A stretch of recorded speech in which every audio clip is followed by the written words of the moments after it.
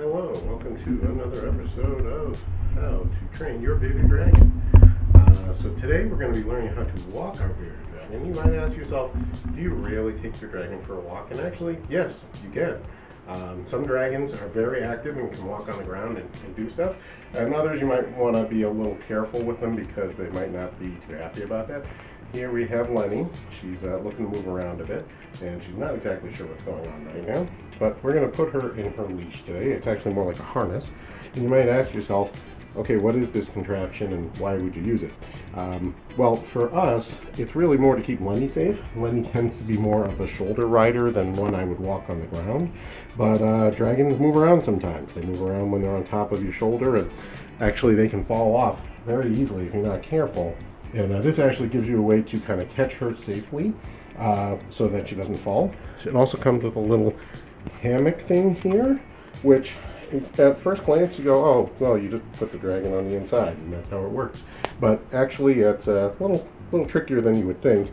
So I will demonstrate how to put the dragon in the harness today, and how to put her in the pouch. Normally you would put the pouch on yourself first, and then maybe put her up on your shoulder or something.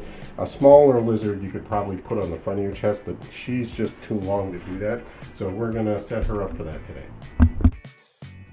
Alright, here we are again. We have to manage a little wormy situation. Get some worms that escape. So, and he is not really hunting those right now, so I had to put them back where they belong. Alright, so now we're going to put Miss Lenny in her harness here.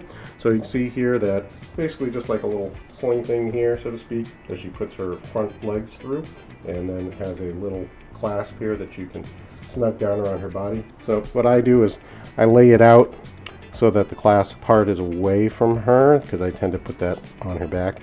And we're going to pick her up, just lay her on top. I would highly suggest just one leg at a time, just like you're putting on a pair of pants, because otherwise she tends to squirm out of it.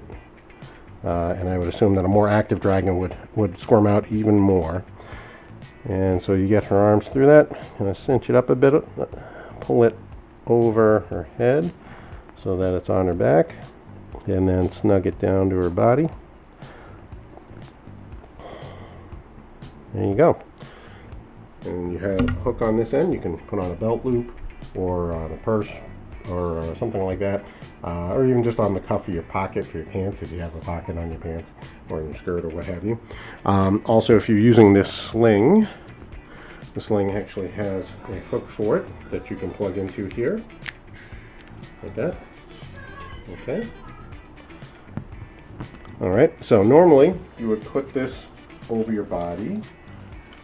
Has a clip right here, so you adjust it to fit your sizing, and you're going to leave this pocket out either on the front of you, but for a dragon this size you can see that she's already going to stick out of this, so I don't necessarily recommend her getting on the inside of it ahead of time. She's anxious now because she knows what the harness means. She knows she's going out for a walk here. So if you're going to put her on the inside, what I do is try to make sure her back legs get in at least, but leave the tail out. Put her fronts on the front here, but I tend to leave her out because she wants to be able to have some control. And then I would snap maybe one button. You could do two, but it's gonna make it a little harder for her to squirm, so you could do like these two here. I typically just do this one here myself roughly. You could choke it up a bit and do like this one if you want her to be a little snugger. I use this more in colder weather because that'll help her to maintain some heat when it's colder out. It is a little safer, but she can crawl out of this too, as you can see. She's crawling now, but I also wanted to give her some amount of freedom to feel like she can move around when we're out walking.